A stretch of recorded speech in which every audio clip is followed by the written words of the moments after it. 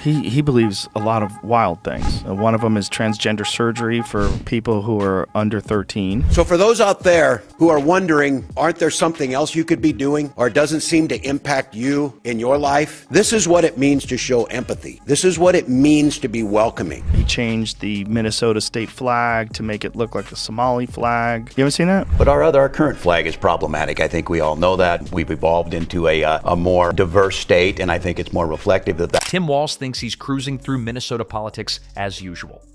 Then Joe Rogan's take hits the internet like a verbal wrecking ball.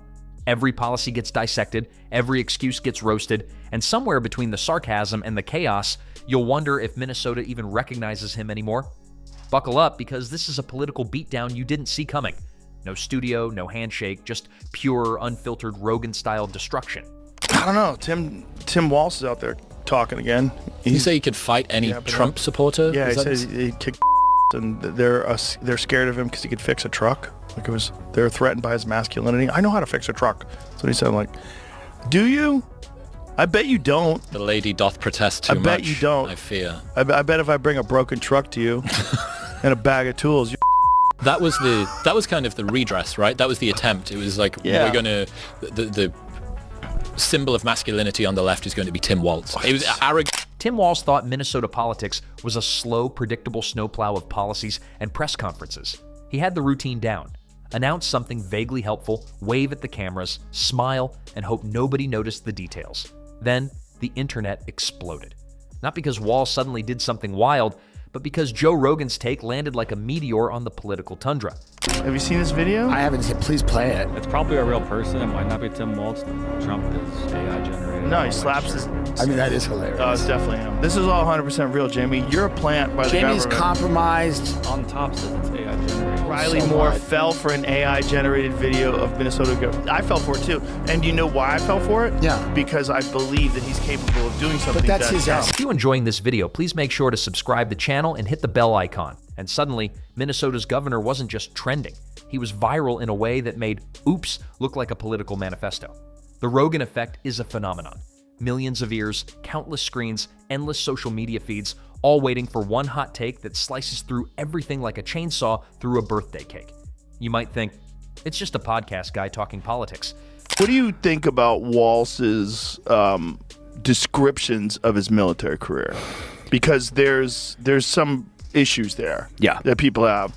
I don't know if he flat out ever said that he served in Afghanistan, but he certainly didn't dissuade people from saying that he was, when they were saying he didn't correct them. Right. There was things. He didn't, and he didn't. And that would be cute, because the second Rogan's analysis hit the feeds, Walz's carefully constructed image of competence turned into an internet-wide joke faster than you could say public relations nightmare. And the best part? Walz didn't even know it was coming. There was no handshake, no friendly interview, no casual coffee chat. Just pure, unfiltered Rogan-style critique, hitting every misstep with surgical precision. Motherfuckers get in charge one more time. I mean, they were talking about cracking down on hate speech online. Like, that free speech is not hate speech. That Tim Walz guy was actually saying that. I think we need to push back on this. There's no guarantee to free speech on misinformation or hate speech, and especially around our democracy. Hate speech. Free speech does not include hate speech. Like, what are you, by whose fucking definition? Yours? A guy who thinks tampons should be in the boys' room? Let's talk policies, because that's where the comedy gold lives. Walz had rolled out initiatives with the confidence of a man building IKEA furniture without reading the instructions. On paper, everything looked fine. In reality, it was falling apart. Budgets that ballooned like Minnesota summers, education programs that promised everything and delivered something less than a lukewarm high five, and public health campaigns that seemed designed to make experts sigh into their coffees. Every decision Walz had made could be roasted, dissected, and memed simultaneously.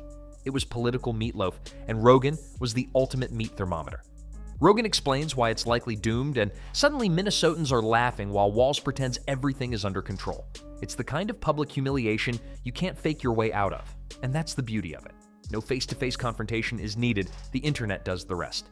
Memes, TikToks, tweets, they all amplify Rogan's critiques, turning every gaffe into a spectacle worthy of primetime ridicule. Tim Walz, that Tim Walz cocker, if that guy got into power, like if Kamala died and Tim Walz, Tampon Tim, was our president. You know how crazy this country would be? That weirdo who puts tampons in the boys' room. And what about our joy? Like, he's a complete pathological liar. Like a complete liar. Lied about being in Tiananmen Square. Lied about being a fucking head coach of a football team. You start noticing the patterns. Rogan will dissect one decision after another, each time the absurdity of Walz's approach becomes clearer. It's like watching someone try to build a sandcastle during a hurricane. Every block that goes up is immediately swept away by the tide of logic. Budget miscalculations, policy miscommunications, pandemic mishandlings, none of it survives Rogan's lens. And Minnesota? Well, the residents are suddenly watching their governor like he's a reality show star who just forgot how to reality. You can't help but laugh at the juxtaposition. A governor trying to maintain dignity, while the internet, fueled by Rogan's take, treats him like a man who just walked into a beehive wearing a suit made of honey. It gets worse or better depending on your perspective, because Walz's attempts to explain himself only feed the narrative. He issues press statements, gives interviews, or posts clarifications. And Rogan's points are already out there, circulating faster than any official response could catch up. Policies that were meant to reassure now become evidence of cluelessness. There's video of Tim Walz doing the exact same thing. Right.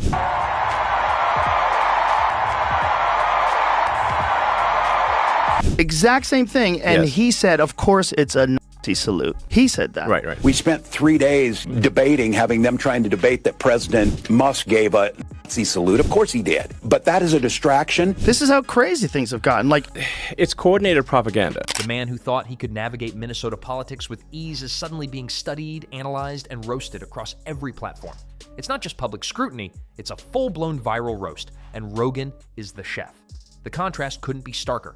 On one side, Rogan's commentary is precise, witty, and engaging. Every observation hits with the force of someone explaining why your favorite movie makes no sense, but funnier, sharper, and inescapable.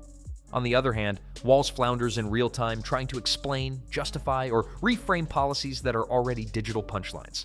It's a classic tale of predator and prey, except the prey is armed only with bureaucratic jargon and polite smiles. Minnesota residents are laughing and crying at the same time, wondering if their governor is actually competent or if they've just been living in a polite illusion. It's tragic, it's hilarious, and it's entirely factual. The viral amplification means Rogan's perspective reaches beyond podcast listeners. It infiltrates news feeds, TikTok compilations, and Reddit threads. You look at interviews and there's no pushback. There's no like, excuse me, I didn't go to Iraq. Right. Exactly. And I retired, as my unit was deploying. And so we retired a couple months before. A couple months before, right? Yes. What is the whole story those guys behind know it? they know that they're going, right? It's not like they suddenly get a paper, on one day. There's a build up to that, and they're aware of it. And so, even his personnel were saying, look, we all knew we were going. He knew he was going. Now, okay, fine. He made the decision. By the time Walz even attempts a response, the damage is already memed into eternity. Irony becomes the name of the game. Walz tries to spin policies into successes. He announces small victories, frames them as evidence of skill, and hopes no one notices the bigger picture. Meanwhile, Rogan-style breakdowns highlight why each success is often a minor band-aid over a much larger, ongoing problem. The public sees it clearly. Attempts to control the narrative only amplify the chaos. Walz might have thought he was playing chess. Rogan and the internet are playing 4D holographic laser tag with his reputation. The comedy escalates when you examine the absurdity of the disconnection. Walz's intentions, policies meant to educate, protect, or improve, contrast sharply with the outcomes as Rogan explains them. The discrepancy is so extreme that it's funny by default. You can picture Walz sitting at his desk, proud of a new initiative, while Rogan's commentary dissects the very foundation of that initiative like a professor dismantling a student science project, except this project has millions watching and tweeting simultaneously. Every miscalculation becomes a spectacle, every minor failure a headline. And yet there's something strangely educational about it. Watching Rogan break down Walz's decisions gives the audience a crash course in critical thinking. It's not just comedy. It's a masterclass in analysis disguised as entertainment. You haven't seen that? No. The video of him taking down the Minnesota flag and he replaced it with the new flag that looks a lot like the Somali flag. Minnesota has a huge population of Somalis in it. All right, ready. Whoa, wait a minute. So he gets the flag, picks it up, and replaces it. There, that's better. Why is that better? I don't know. Every logical inconsistency, every flawed assumption, every misstep is highlighted in a way that's as engaging as it is scathing. The lesson is clear. Don't underestimate how quickly viral commentary can expose even the most carefully crafted political image. Let's talk about specific scenarios. Education funding, for example, gets Rogan-style scrutiny. Walz rolls out a new program meant to help schools, but under the microscope, it's a patchwork of inefficiencies.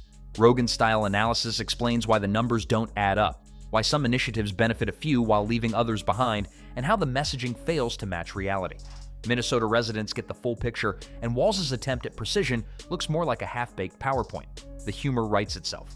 The noble effort, the intricate planning, and the real-world failure collide in perfect comedic timing. Then there's budget management. Charts misaligned, pie graphs exploding, and hashtags questioning how a budget could be so simultaneously ambitious and chaotic. Rogan didn't need to exaggerate, he just pointed out what was already there, and the results are hilarious. And he was 100% right with Tim Walz. I know I'm doing something right when the Fox News crowd is all pitching at me like crazy. Like, I'm loving it. That guy was almost the vice president of the United States. Elon Musk was crying last week. Tim is being mean to me, basically, like, yeah. I'm sure you've seen that thing where it shows Obama saying, I need a vice president that's dumber than me. He may or may not have cognitive decline problems at his age, but at her age, she's just dumb. Yeah, Biden and I think Biden I was saying that I need a vice president dumber than me. Great. Public health policy, a goldmine. Minnesota's attempts at pandemic management become a comedy of minor contradictions. Rogan-style critique picks apart confusing messaging, shifting guidelines, and half solutions. Every press release, every update, every carefully worded statement is reframed under a lens of logic and humor. The result is a clear picture. Good intentions, questionable execution, and an unintentional gift to meme culture. The governor's office may have hoped for calm and measured responses. The internet and Rogan had other plans. And here's where it gets meta. Walz's attempts to respond only feed the machine. Statements, clarifications, and defensive messaging get amplified in the exact way Rogan-style critique predicts. The irony is delicious. Meanwhile, Rogan's victory is effortless. He doesn't need to engage directly. He doesn't need a microphone in a studio with Walz. The points are self-evident, logically airtight, and humorously amplified by the collective intelligence and sarcasm of the internet. Every misstep becomes a teaching moment, every policy flaw a punchline, and Walz is left trying to navigate a narrative he didn't even see forming. It's so perfect. Kamala saying, I need a vice president dumber than me, and it's Walz. Men have tampons. We have a lot of accomplishment. We haven't taken adequate credit for it, frankly. We got to do a better job of getting the word out about what we have accomplished and who did it. You got to lose because we got to break this cycle. We're getting way too dumb. Minnesota politics suddenly feels like reality TV, but with higher stakes and infinitely funnier commentary. By now, the social media landscape is flooded. Every small failure is magnified. Every policy decision is dissected, explained, and reframed with humor. Memes turn into compilations, tweets into threads, and hashtags into viral trends. Minnesota residents find themselves laughing and wincing simultaneously, sharing clips with friends, and wondering if their governor has any idea how spectacularly Rogan-style analysis exposes every flaw. It's a cultural moment, a fusion of politics, comedy, and viral critique that's impossible to ignore. The narrative paints a picture of a governor overwhelmed by the reality of governing, amplified to comedic extremes. Rogan's analysis, combined with social media amplification, turns minor missteps into legendary moments. Policies, statements, and press releases are never the same. The governor's office might hope for calm, measured consideration, but the internet has other plans, and Rogan-style insight ensures every misstep is both visible and unforgettable. In the end, Rogan stands untouchable, a master of perspective and humor. He's a complete pathological liar. Let's be honest. There are outsiders coming into communities, stealing and moving jobs away, and making life harder for people living there. And they have names: Donald Trump and J.D. Vance. Complete liar. Lied about being in Tiananmen Square. Lied about being a head coach of a football team. Because this started, and I love this story, as a young prosecutor. Kamala Harris talked about going in that courtroom for the first time. Pathological liars. People that are habitual liars. They just lie all the time about everything. Yeah. Oh, you didn't deploy for war. You didn't. Why are you saying you deployed at war? The weapons you used in war? No. You were in war. I plan on waking up on November 6th with Madam President. Tim Walz, a man caught in a perfect storm of logic, memes, and viral critique. Policies are dissected, intentions are questioned, and the public spectacle is both educational and endlessly entertaining. Minnesota politics will never look the same because Joe Rogan's lens revealed a truth that's sharper, funnier, and more viral than any press release could ever hope to be. As the dust settles, the lesson is clear. Public figures can plan, strategize, and spin narratives all they want. But when logic, humor, and an engaged audience converge, especially in the form of Rogan-style critique, no policy survives unscathed, no misstep goes unnoticed, and no governor escapes the laughter of a watching world. And somewhere, across the internet, the memes continue. Charts explode, pie graphs tilt, and every attempt at explanation is reframed as comedic evidence of Walz's struggles. Rogan-style logic slices through with surgical precision, turning every misstep into a lesson in hilarity.